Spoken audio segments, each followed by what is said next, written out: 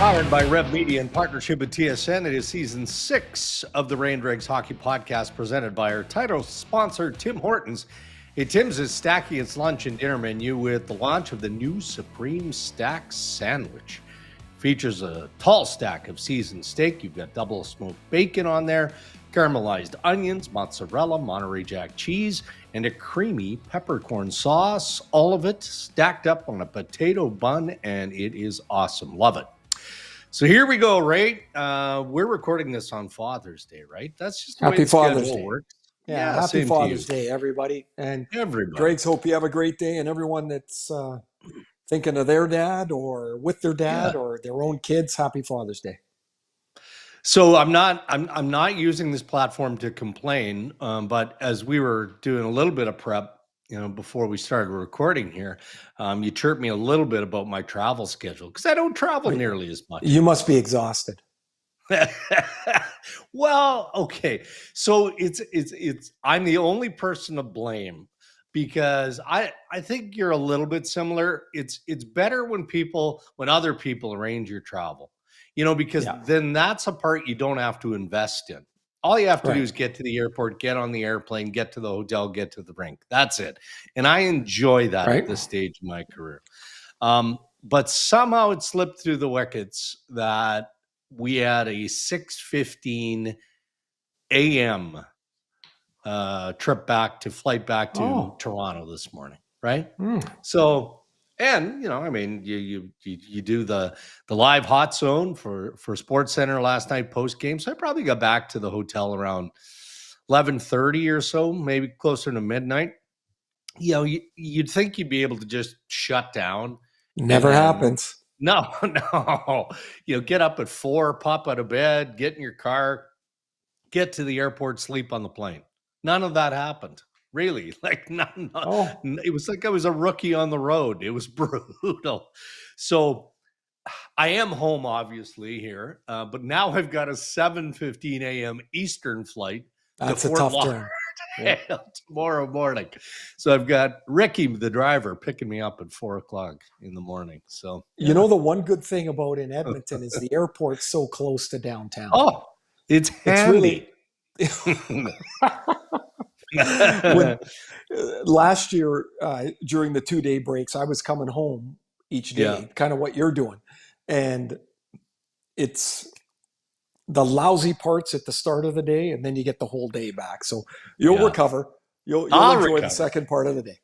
Yeah, and we had Noodles, the chauffeur, who got us safely to the airport this morning. And I don't know, he was somehow coming through Toronto, going to Newark before he gets to Florida. I'm like, what are you doing, man? But anyway, Jamie McLennan, he marches to the beat of his own drum. Yeah, Noodles gets it done, though. He gets it done. We'll dissect Game 5 and look forward to the rest of this series. Perhaps Game 6 is all that's needed for Florida. We'll find out. But let's shift over to the Acon headline. So if you're a skilled tradesperson or construction pro and you're looking for work in Western Canada, Acon wants to hear from you. Acon is a North America construction leader, proud to be one of Canada's original industrial contractors. They continue to build some of the largest multi-year and huge industrial projects in Western Canada. They want you to be a part of it. You can join the Acon team and start building what matters today. Send your resume to trades@acon.com. So as we're making our way up to where our live set location was inside the building in Edmonton last night, I mean, obviously you're stopped by fans. Selfishly, one of the good things is people they wanted to get out of the building. They'd seen enough. They don't need to hang around and party and linger and all of that. But there was still enough, and they're like, man, what happened? Like, deeply disappointed. Many of them asking why. Like, where did that start come from? So why don't we start there? Really tough start for the Oilers in Game 5 because the building was primed. And then, as I said, that flat start by the Oil, which drifted into the second period, through much of the second period, left that city very, very disappointed. So how do you explain that start And or should we just give credit to Florida as well in the process? Is a little bit of both. Well, I mean, I'm sure Edmonton could have played a hell of a lot better at the beginning of the game than they did, right? Like that's pretty obvious. Yeah. Florida, like that team is a machine. Like I think they're better on the road than they are at home. They just churn the puck forward. One line goes out, Yep. two line goes out, three line goes out, four line goes out. Mm-hmm. Then the next three go, then the next three go, then they play the fourth line again. It's just like they just don't ever deviate from what they do. So Yeah. I'm looking at the stats after the game. You know, a big story in this playoff, especially early on, was Edmonton's depth, how well they had got contributions from lower in the lineup. Florida's top 9 forwards all have 15 points or more. Like Crazy. if you project that over the season, that means they've got 9 forwards at least 55 points. Yeah. Like that's crazy that they're able to get contributions like that. So I think there was a certain part of that. Once Marchand makes that, a terrific individual effort to score the first goal, but Colson gets beat off the line, Ekholm gets beat in the middle, and Pickard, it hits his arm, and that was a decision that Knobloch made to start Skinner or not start Skinner and start Pickard. If Skinner's in net, he probably stops that just because he's bigger. Size, sure. But right, just size. And so now you're down 1. And it's like that's not devastating because you're already down 1 the game before and you came all the way back. Yeah. Before the series drags, one thing that we knew without question was, and I haven't heard it talked about since because it kind of gets out of people's mind, is at some point the Oilers were going to really miss Zach Hyman. Yeah. And they're just not the same team. They're not even close without Hyman in the lineup. And so they're not heavy enough or as heavy as they'd like to be. They don't forecheck relentlessly enough. And that allows everybody to slot back down into a better position. Yeah. So I think that is a factor as well. Florida was they defended the way they would like to defend. That's how they played without the puck in game 5. I thought it was virtually a perfect game. Yeah, I don't disagree with that. And, the first goal in a series matters, right? And now the Florida Panthers have kind of taken control of that storyline too in the last 4 games. And you wonder, right? Connor Brown has a couple of glorious chances early in the game. Maybe that's the boost of adrenaline that the Oilers need if he's able to pop one. But instead, that's not what happens, as we know. And as you described, Brad Marchand absolutely silenced the hometown crowd with that individual display of skill. It's fun to watch, isn't it? Not at the Oilers' expense. I'm just talking about, again, we cheer for individuals. And some of the stories, I mean, without that level of contribution, whoever it is, doesn't matter. Often it's the goaltender, it's a centerman, it's a top defenseman, you win the Conn Smythe, all of that. Did any of us think that Brad Marchand was going to have this level of impact or influence on the Florida Panthers when they made that trade? I don't think so. I mean, I'm sure they hoped for it. You make a trade and you have a vision for where a player is going to fit and hopefully what he can bring. And, their fit was with Luostarinen and Lundell. And you got to remember, going back to the deadline, Marchand wasn't playing. And he went to Florida and he was on vacation, rehabbing forever. He didn't play until the very end of the season. And so they hoped that would work. I picked Tampa in the first round because Florida had, Marchand hadn't played, Tkachuk hadn't played. They weren't going to have Ekblad for the first couple of games of the series. And none of that seemed to matter. Tkachuk scored 2 goals the first game. Marchand looked like he's always been there. And Seth Jones more than covered over Ekblad's absence. And here they are 5 weeks later. And 10 goals in the playoffs is remarkable for Marchand. 10 goals anyway but don't forget, he's 37.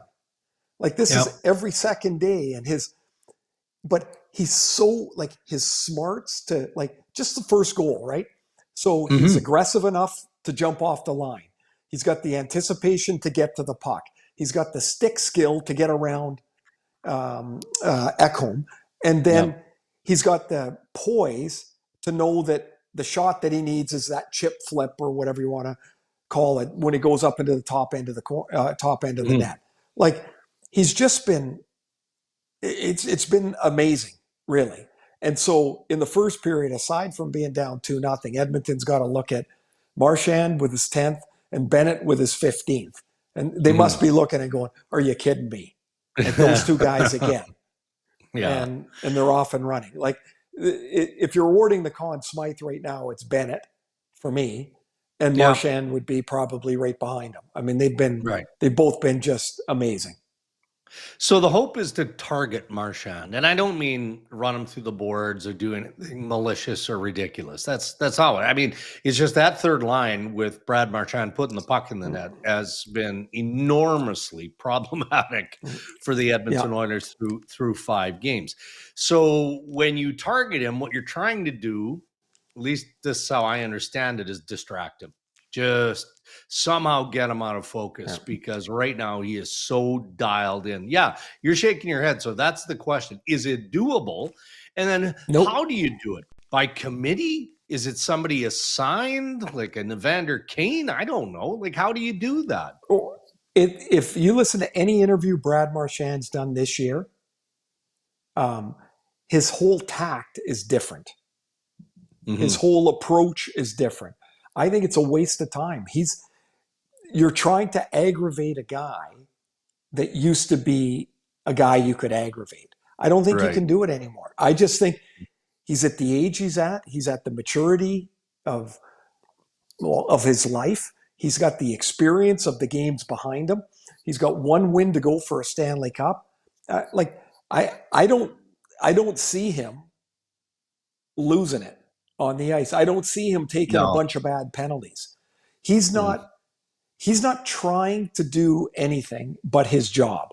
And I think this is the greatest strength of the Panthers. Nobody tries to do anything more than what they need to do. Right. They need Marchand to play 16 minutes. He doesn't really kill penalties a lot. He doesn't really play on the power play a lot, right? He's a second group. Yeah. Like Yeah. his minutes are comfortable. He just got to do his job. We talked about it before. If Barkov and Kachuk were with other teams and they had gone as long as they had in a series with no offense, would that team be in it? Probably Right. not. But No. Florida, they just keep plowing ahead. And it's in my mind, it is every bit as good a team as what Tampa was when they won the back-to-backs. Right, you bring in Anthony, or you've got Anthony Cirelli. He just does his job. He's not trying to do any more. And that seems really simple, but I see with Edmonton, without Hyman, as one example, you've got guys trying to do more than they can do. And so by trying to do more than you can do, you don't even do what you're supposed to do. Yeah. And Evander Kane would be exhibit 1. Not even playing the game right now. He's a non-factor except when he goes to the penalty box. Yeah. And so now you've got the loss of Hyman plus Kane, who's had a really ineffective series. And now you're down 2 wingers, like 2 of your bigger, stronger wingers. And that's a problem. Yeah, and I'm with you on Evander Kane. Like, again, maybe he surfaces in Game 6. We'll give him the benefit of the doubt, but he needs was to. asked. He needs to be. He has needs to He be. Yeah.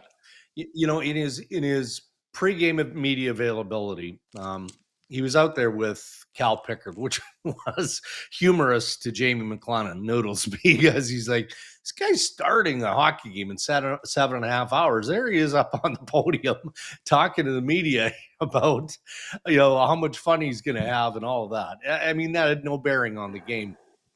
But Kane wanted no part of discussing the balancing act of what he needed to do.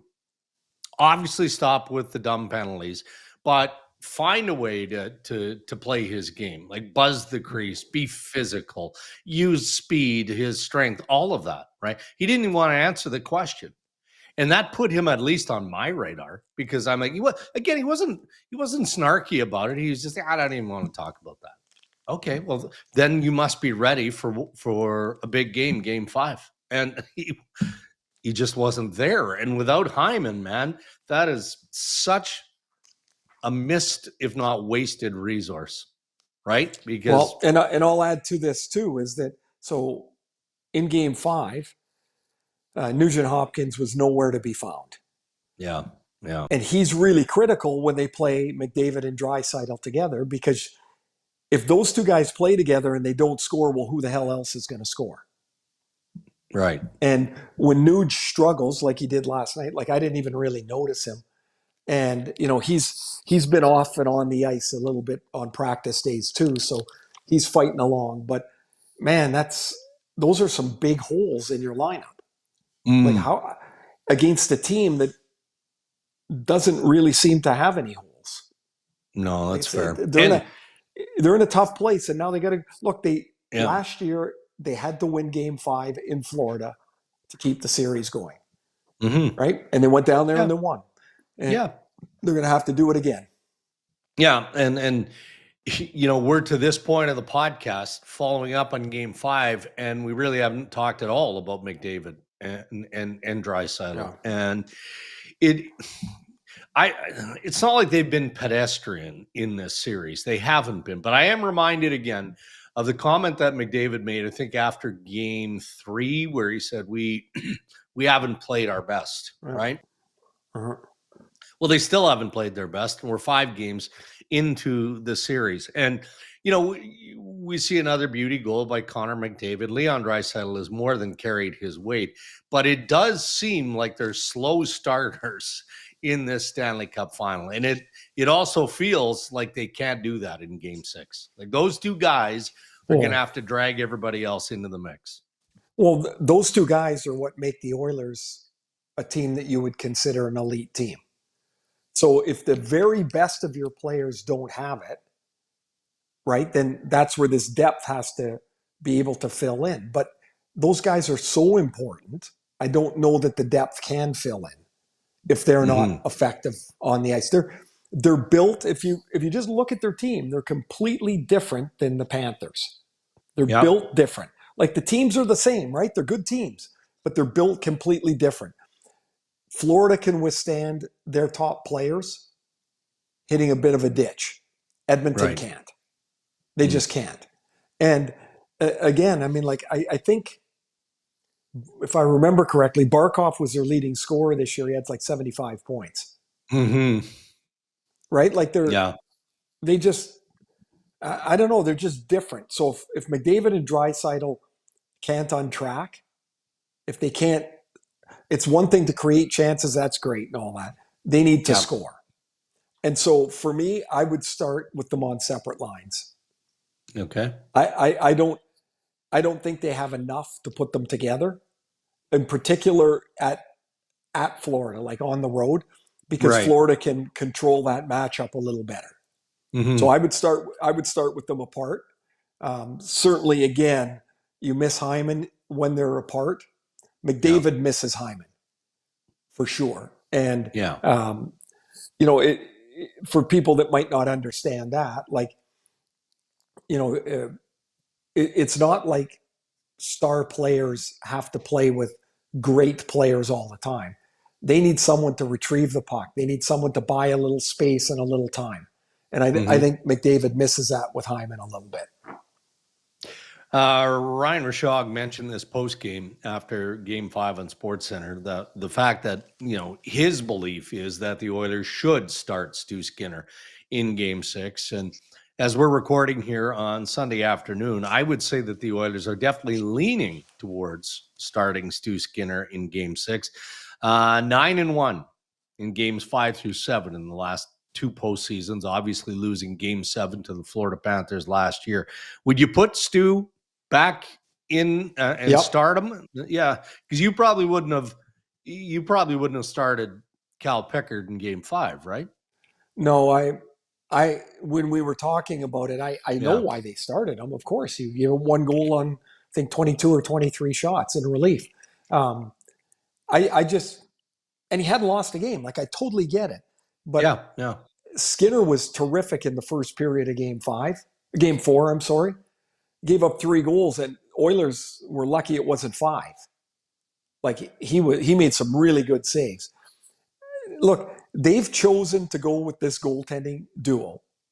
And so the problem with that is that there's always going to be a little bit of unsettling feeling with your goalie Yeah. choice. Right. Like Florida, they just start Bobrovsky. There's a game on Tuesday, he's in net. He could have given Yeah. up 15 goals in game 4, and he would have start game 5. Or, like Yeah. Edmonton doesn't have the luxury. I would play Skinner. I would get Kapanen back in the lineup, even though he's struggled a little bit, but I would get him back in the lineup. I would get Klingberg back in the lineup. And you have to hope that like these things hit, like those guys have productive games. Right. Well, the Klingberg thing is interesting to me because I believed going to the rink for the morning skate that Klingberg was likely drawing in and Troy Stetcher would be the odd man out. Well, it's fine. It's not an enormous decision. Yet very quickly, just as the Oilers are going through their morning skate, there's Darnell Nurse and there's Troy Stetcher. And okay, well, obviously they've made a different decision than the one we were expecting. And then we talked a little bit about if it was experimenting or just plugging a need, filling a hole, whatever, with Ekholm on the right side for chunks of game 5. Is that what coaches do when you're in a situation where you're just searching, right? You know that this game is maybe not getting away from you entirely, but you're not confident about it. And you can see the other team's confidence is elevating. So especially defensively, you're just trying things, right? You're just trying things to stabilize and settle it down. For sure. It's kind of it's interesting though. I don't recall Ekholm playing a lot of right side. No. I mean, maybe he has, but I don't have that recollection. Yeah. They do move their defense pairs around in game quite a bit. That's, they've done that for the better part of 2 years. Their defense had been fine for most of the playoffs. Now, all of a sudden, they seem to be wilting a little bit. They didn't give up. It's not like they gave up 38 shots yesterday. Right. Like that's something else to think about. But I don't know. I have that thought in my head that Klingberg would go back in, and they would go back.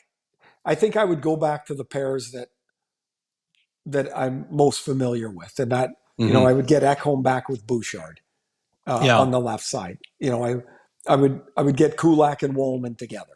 Yeah, because that pair played really well, and I'd start Klingberg and Nurse. And if you're not comfortable with it early, then get Kulak up there with Nurse, and because Kulak has been a very versatile, effective performer for me anyway.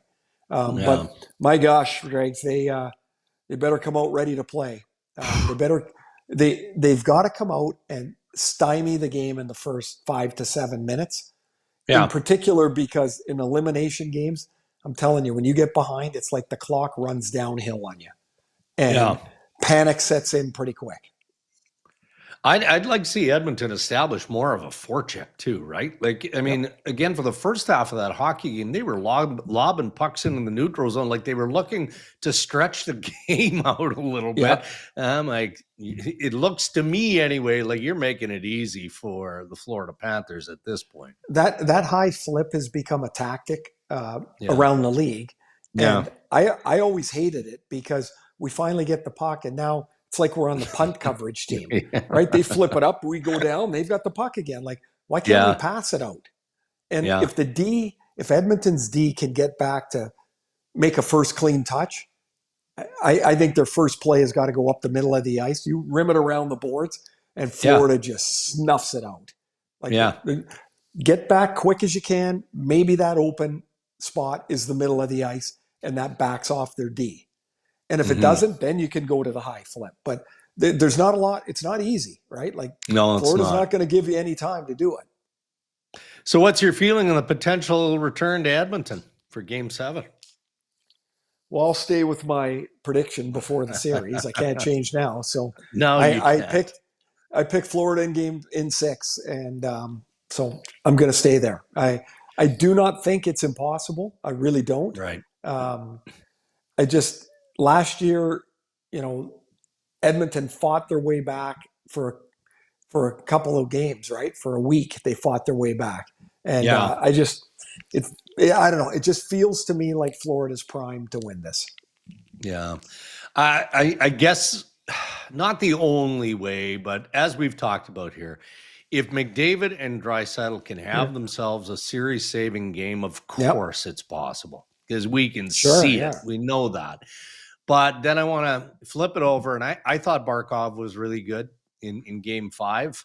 Noticeably good, you know, even offensively, right? I mean, he's so good defensively for the most part, but Reinhart, you know, has introduced himself in the last 2-3 games of this series. There's just so many different weapons now that Paul Maurice and the Florida Panthers just seem to be relying on. So yeah, there's one other thing. Remember that challenge. clip?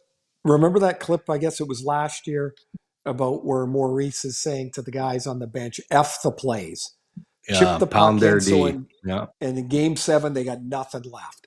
And I mean, that's only one game, but last night looked like Edmonton was worn out. Yeah. And they got 2 days now to get some rest, and for their sake, they better hope they find it. So I'm going to tell you, you just reminded me of a Paul Maurice story. So, I mean, Paul and I go back a long, long time, right? So yes, of course, we're friends. So we don't. I try and do my best professionally to leave those guys alone during the playoffs. And what I mean by that is outside the arena. You know, if I have a question, or if I have Paul Maurice or Chris Knobloch for 3 minutes in the hallway, you know, I had a nice conversation with Billy Zito yesterday morning prior to Game 5, right? Well, that's what you do. You're there. You have those face-to-face conversations. Anyway, it was one of the 2 off days leading up to Game 5. And people may not know this, but Maurice is an enormous Led Zeppelin fan. Like, he knows the words to every single Led Zeppelin song. It's crazy. It is. And I learned this hanging out with him in 2005 at the Men's Worlds. So I'm scrolling through Instagram the other day and I come across this kind of neat Led Zeppelin video. I'm like, all right, you know, Paul would probably appreciate that. It's a day off. I'm not going to bug him. So I flip it to him and don't get a response, but 2 hours goes by and I'm like, oh, that's a bit weird. It's an off day, late afternoon.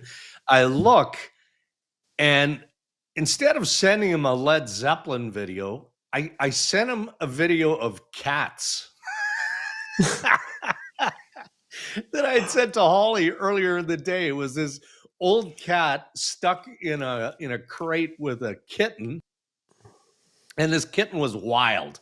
So it took about a day and a half for the kitten to realize that the old cat was a nice cat and it could be trusted. So Holly likes that stuff. So I copy and pasted that and sent it to Holly. And then I can't believe that Paul didn't find that entertaining. Well, he actually, so I saw him in the hallway yesterday morning and he goes, you know, I like cats. Yeah, like they're a cat family. They've got more than one cat. The Maurices, they do. So he goes, I knew you knew that, but he goes, it was still weird because you didn't reference anything in text. You just sent me this cat video. And he said, so he and his wife, Mitch, had a laugh today at you. So there you go. Some lightheartedness during the Stanley Cup Final. All right, buddy. Well, you had a busy start to the week, which is why we're recording this episode on Father's Day. So a couple of busy things here, Monday, Tuesday, and we'll watch Game 6 on Tuesday, and Wednesday we will see what we got. Yeah. Right? Are you available on Friday? If there is a Game 7, because we'll wait until. Yeah, well, next Friday. I mean, I don't know, Drakes. That's way over there next week. I don't know. There's always something going on. I get some. Yeah, all the time. Sure.